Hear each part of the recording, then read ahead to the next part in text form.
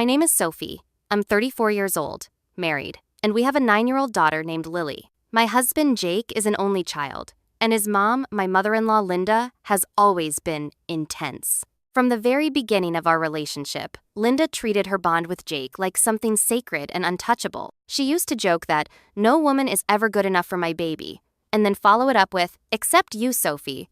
Maybe," in this half-teasing, half-threatening tone. That was my introduction to her style of love. Lots of attention, lots of opinions, and a constant feeling that you're on probation. When Jake and I got engaged, Linda made everything about herself. She cried when we didn't choose her preferred wedding venue, sulked when I didn't pick the dress she liked, and told anyone who would listen that she was losing her son. When Lily was born, Linda's whole identity shifted from devoted mother to ultimate grandmother. And at first, I thought that might be a good thing. Another loving adult in my daughter's life, extra help when we were exhausted, someone to spoil her with attention and occasional gifts. But like everything with Linda, there were strings attached. If we didn't bring Lily over often enough, she'd say things like, "I guess I'm just not important to you anymore." Other grandparents get to see their grandkids every week. If I said no to something, a sugary snack, a sleepover on a school night, a toy I didn't think was appropriate, she'd tell Lily, "Mommy's being too strict again." Grandma would say yes, but we have to follow Mommy's rules. Always said loud enough that I could hear. I talked to Jake about it many times. He'd grown up in that environment, so to him, a lot of this seemed normal. He'd say things like, "That's just how she is. She doesn't mean any harm. Pick your battles, Sophie." The problem was, I felt like I was fighting for basic respect, not small preferences. As Lily got older, she started to pick up on the patterns. At around 7, she told me, "Grandma gets mad when we don't do what she wants, but then she says she loves me the most."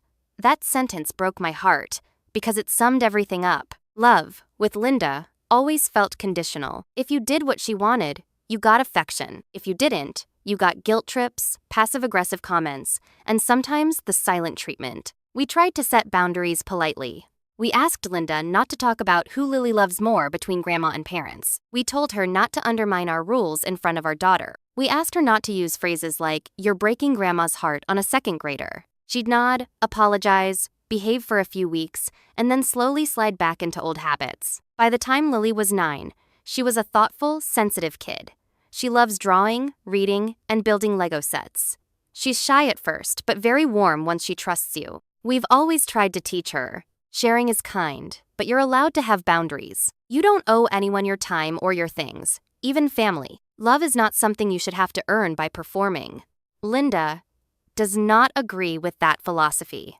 In her mind, kids should share anything an adult asks for. Kids should hug on command. Adults' feelings always come first. We've had a few minor clashes over this already. Once, Lily didn't want to give Grandma a hug right away when we were leaving because she was tired and cranky. Linda made a sad face and said, "Oh, I guess Grandma doesn't matter today." And Lily immediately ran back to hug her, looking guilty. I pulled Linda aside after that and said, "Please don't make her feel responsible for your feelings. If she doesn't want a hug in the moment, that's okay." Linda rolled her eyes and said, "This generation is too soft. A little guilt never hurt anybody." That was one of the first times I told Jake, "I do not want Lily alone with your mom for long stretches. She doesn't respect boundaries." We compromised. Short, supervised visits at our house. Occasional afternoons at Linda's if Jake or I could be nearby or reachable quickly. I wish I could say that was enough. Then came the day everything boiled over. A simple Sunday afternoon visit turned into my daughter crying in her room because of one sentence Linda said that I can't unhear. It was a regular Sunday. We went over to Linda's house for lunch, something we try to do maybe twice a month so Lily can see her grandmother without it taking over our whole lives. Linda had been excited all week because she'd bought Lily a new craft set, one of those big boxes with markers, paints, glitter glue, and stickers. Lily loves that kind of thing, so she was thrilled. "Thank you, Grandma," she said, giving her a genuine hug. For the first hour or so, everything was fine. Lily sat at the kitchen table working on a drawing. Linda fussed over her, refilling her water and offering snacks. Jake and I were in the living room with his dad, talking about boring adult stuff, mortgage rates, car repairs, that kind of thing. Then Linda's neighbor dropped by with her 5-year-old grandson, Max. We know them casually. They've been in and out of Linda's social circle for years. Max is energetic. The kind of kid who grabs first and asks later. He saw Lily's craft set and immediately ran over. "I want to use it! I want to use it!" he yelled, already reaching for the markers. Lily instinctively held the box closer to her and said, I'm using it right now. You can have some paper. Max ignored that and tried to pull the box toward him. A couple of markers fell onto the floor. Lily looked overwhelmed. She's not aggressive, so instead of yanking it back, she just froze. I started to stand up from the couch to go intervene, but before I got to the kitchen, Linda swooped in. She picked up the markers and said in a voice that was way too sweet to be real, "Lily, honey, let Max use your new set. Sharing is caring." Lily said quietly, "I just got it. I want to use it first. He can have some after I finish this picture." That's when Linda's whole expression changed. Her smile dropped. Her voice got colder. "Excuse me?" she said. "We don't talk like that to Grandma.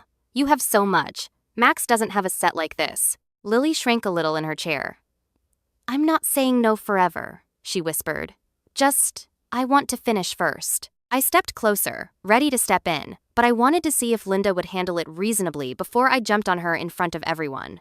Big mistake. Linda leaned down, right to Lily's face, and said, "If you don't share, don't call me Grandma." The kitchen went dead quiet. Lily's eyes filled instantly with tears. She looked like someone had slapped her. Max didn't understand the weight of what was said. He just stuck his tongue out at Lily and grabbed a handful of markers while she was stunned. That was enough for me. "Okay, that's enough," I said, stepping fully into the kitchen.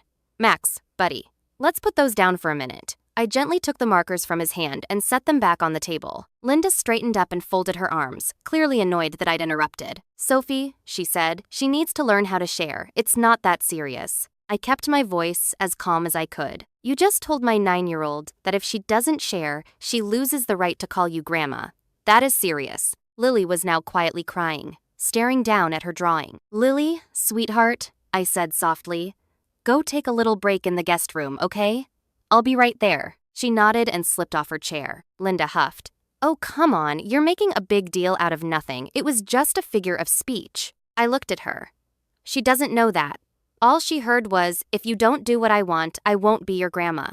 Do you understand how messed up that is to say to a child?" Linda scoffed. "Kids these days are too sensitive. When I was growing up, if we didn't share, we got spanked. I didn't hit her. I just told her the truth. Actions have consequences." I said, "There's a huge difference between natural consequences and emotional blackmail." At this point, Jake walked into the kitchen, clearly sensing the tension. "What's going on?" he asked. Linda turned to him immediately. "Your wife is overreacting, as usual. I told Lily to share her new toy, and now Sophie is acting like I committed a crime." I explained, calmly, what she had said. Jake frowned. "Mom, did you really say, 'Don't call me Grandma'?" Linda shrugged. "I was trying to make a point. She has to learn that selfishness has consequences." Jake looked uncomfortable. "Yeah, but that's a pretty harsh thing to say to a kid." Linda rounded on him. "So now you're going to gang up on me too? I raised you, didn't I? You turned out fine. You always shared with your cousins." Internally, I wanted to laugh. Jake often tells me stories about how he didn't turn out fine emotionally and spent years in therapy unpacking his childhood. But Linda refuses to acknowledge any of that. I said, "We're not going to have this conversation in front of the neighbor and her grandson." I nodded toward the woman, who looked extremely uncomfortable. She mumbled, Maybe we should go," grabbed Max and left quickly. Once they were gone, I said, "I'm going to check on Lily. We'll talk about this later." Linda called after me. "Maybe you should talk to her about being less selfish." I bit my tongue so hard I tasted blood. I found Lily sitting on the guest bed, clutching her stuffed unicorn, tears streaming down her face. "Hey," I said, sitting beside her. "Can I sit?" She nodded and leaned into me. Between sobs, she said, Did I lose Grandma? Am I not allowed to call her that anymore? I just didn't want him to take my stuff." My heart shattered. I hugged her tight. "No, baby, you did nothing wrong. You are allowed to have your own things. Wanting to finish your picture first doesn't make you a bad person," she whispered. "But she said if I don't share, I can't call her Grandma." I took a deep breath, trying to stay steady so she didn't see how angry I was. "Sometimes grown-ups say things they shouldn't say," I told her. "What Grandma said was wrong. It's not true. Being a grandma is about loving you no matter what, not about whether you share your markers in the moment." She looked up at me, eyes red. "Are you mad at me?" "Absolutely not," I said. "I am proud of you for using your words and not snatching or yelling. You offered him paper. You did great." She relaxed a tiny bit at that. I made a decision right then. We were not staying. I walked back to the kitchen and said to Jake, "We're going home. Lily is upset, and I'm not going to pretend everything is fine. Linda rolled her eyes. Of course. Run away instead of actually parenting. I picked up Lily's craft set, her bag, and my keys. Jake, I said, you can stay and talk to your mom if you want, but I'm taking our daughter home. He looked between us, clearly torn, then said, I'm coming with you. Linda gasped. So you're choosing her over me? After everything? He sighed. Mom, it's not a competition. But what you said to Lily crossed a line. We left. In the car, Lily was quiet, exhausted from crying. At home, I made her some hot chocolate, put on a cartoon she likes, and sat with her until she calmed down. That night, after she went to bed, Jake and I had the conversation I'd been avoiding for years. What are we actually going to do about his mother? Jake and I sat at the kitchen table, both drained. I know my mom can be a lot, he said, but I've never seen Lily this upset before because of her. It scared me. I nodded. This isn't just about being a lot. Telling a 9-year-old that love is conditional on sharing? That's not okay. He rubbed his face. What do you want to do? I had been thinking about that all afternoon. I don't want Lily alone with your mom anymore, I said. No unsupervised visits. No more just the two of them afternoons.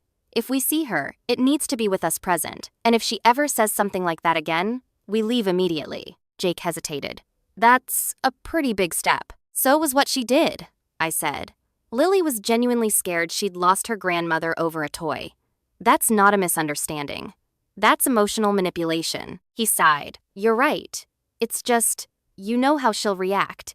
She'll say we're cutting her out, that you're turning me against her, that we're using Lily as a weapon. I shrugged. She can say whatever she wants. Our job isn't to protect her feelings. It's to protect our daughter. We agreed on a plan. No more unsupervised time at Linda's house. All visits would be in neutral places or our house, with one of us always there. If Linda ever made conditional love statements or guilt-tripped Lily, the visit would end immediately. The next day, Jake called his mom. I listened on speaker. Mom, he said, we need to talk about what happened with Lily yesterday. Linda jumped straight into defense mode. I already told you, you're blowing it out of proportion. Kids need to learn to share. If you keep babying her, she'll turn into a selfish brat. Jake stayed surprisingly firm. Telling her, don't call me grandma, was not teaching her to share, he said. It was cruel. She thought she'd lost you. Linda sniffed. Well, maybe she needs to learn that words have consequences. I cut in. She's 9. Your words have consequences too, Linda. And right now, the consequence is that you won't be spending time alone with her. There was a long pause. You can't be serious, she said finally. You're going to punish me by taking my granddaughter away? We're not taking her away, Jake said. We're setting boundaries. You can still see her, but one of us will always be there too. That's not up for debate, she exploded. You're letting her control everything, she snapped, meaning me. Before Sophie came along, you actually respected your mother. Now you're throwing me away over one comment. Jake said quietly, it's not one comment. It's a pattern. Yesterday was just the last straw. Linda tried a new tactic. She started crying loudly. I guess I'm just the villain now, she wailed. After all, I've done for this family. I was there when Lily was born. I helped with night feedings. I babysat so you could work. And this is my reward being cut off. I felt my jaw tighten. No one is erasing what you did, I said. But good things in the past don't give you a free pass to hurt her now. Linda snapped. You're brainwashing my son. One day Lily will turn on you too, and then you'll understand how it feels. At that point, I looked at Jake and mouthed, hang up. He said, Mom, we're done with this conversation for now. The boundary stands. If you want to see Lily, it will be with us. If you can't accept that, then we'll take a break. Before she could respond, he ended the call. Over the next few weeks, the backlash began. Linda called extended family members and gave them her version of the story, that we were using Lily as a pawn, that I was overreacting and too sensitive, that you can't say anything to kids these days without their parents freaking out. Some relatives took her side. One of Jake's aunts texted me, I heard you're keeping Lily from her grandma just because she told her to share. That seems harsh. I responded. She told a 9-year-old, if you don't share, don't call me grandma. Lily thought she'd lost her grandmother over a toy. That's not harmless. The aunt replied, well, my parents said worse to us and we turned out fine. I didn't bother arguing. We turned out fine is doing a lot of heavy lifting in that sentence. On the other hand, a couple of cousins quietly told us they understood. One said, Aunt Linda has always used guilt like a weapon. I'm glad you're not letting it slide with your kid. As for Lily, We handled it carefully. We didn't tell her, Grandma is bad. We said, Grandma said something that hurt you and that wasn't okay. We told her that if she talks to you like that, we won't stay. You never have to earn love by giving away your toys or doing what someone wants. Lily asked, Will I still see Grandma? We said, Yes, but Mom or Dad will always be there with you.